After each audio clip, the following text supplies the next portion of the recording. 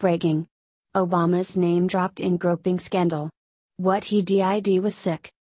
Liberals, feminists, and Democrats want you to believe that treating women badly or abusing your power is a Republican issue. It goes hand in hand with the evil old white man stigma that they're trying so hard to pass off as truth. The feminist agenda depends on you seeing women as being held down, and their rescuers being liberals and minorities. Unfortunately, treating others as less than yourself, or taking advantage of the weaker isn't a problem specific to any group of people, it's just human nature. If anyone needed any more proof of that, the recent scandals that center around those who are firmly on the left should confirm it, if you're looking for the facts that are. It's a never-ending soapbox of liberals that President Trump is somehow anti-women, despite all the women that he has put in high-ranking positions around him. On the contrary, former President Obama is lauded as being pro-women and minority, when in reality he was primarily pro-whatever got him the most votes. Case in point, Fox News reports that the Obama administration was rife with sexual misconduct, especially against women, and Obama did absolutely nothing. Apparently, our former commander-in-chief was only interested in looking out for women when the voters were looking. The Justice Department scolded the Obama administration on Wednesday following a report on how sexual harassment of all kinds was improperly handled at the department for years.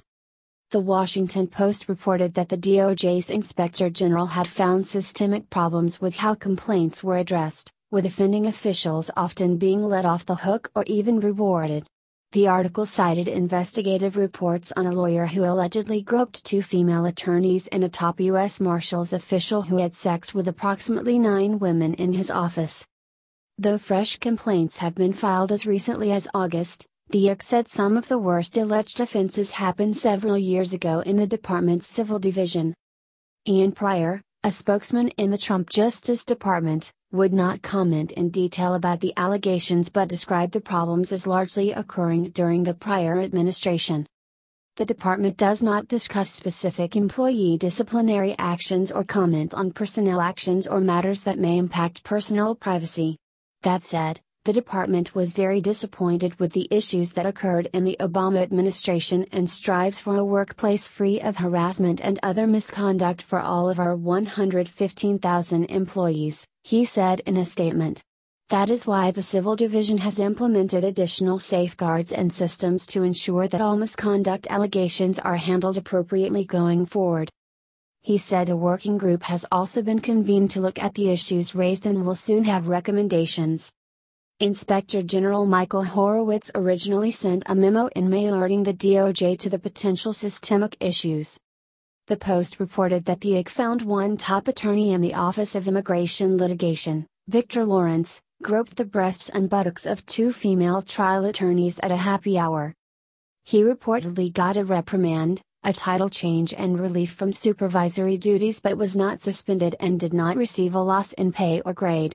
There reportedly was a concern that a suspension would deprive the government of his services. One woman, who was not identified, told the Post she was terrified to get in an elevator out of concern he'd be there. Several attorneys in the Civil Division reportedly got performance awards after the complaints. A female attorney, not identified by the Post, said they got free passes.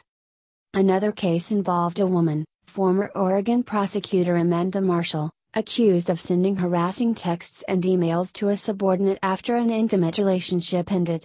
She later resigned and apologized, reportedly calling the relationship wrong and a mistake.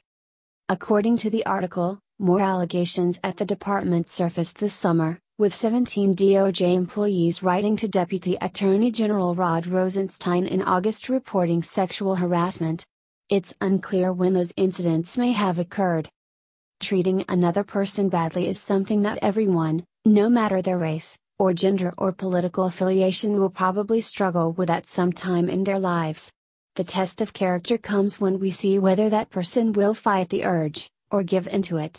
Furthermore, those around them can be judged when we see if they turn a blind eye to abuse for their own gain, or call out those who try to abuse the people under them. Predators come in all shapes, sizes, and colors, and no one should get a free pass. Liberals want you to believe that Obama was a champion for everyone less fortunate, but reports like these demonstrate, once again, that he was a champion when the cameras were on and left everyone else to fend for themselves. Abuse isn't something that should be made into a political game, but it is a good litmus test to see who should be in power. American was great because America was good. Let's get back to being good and we might get back to being great.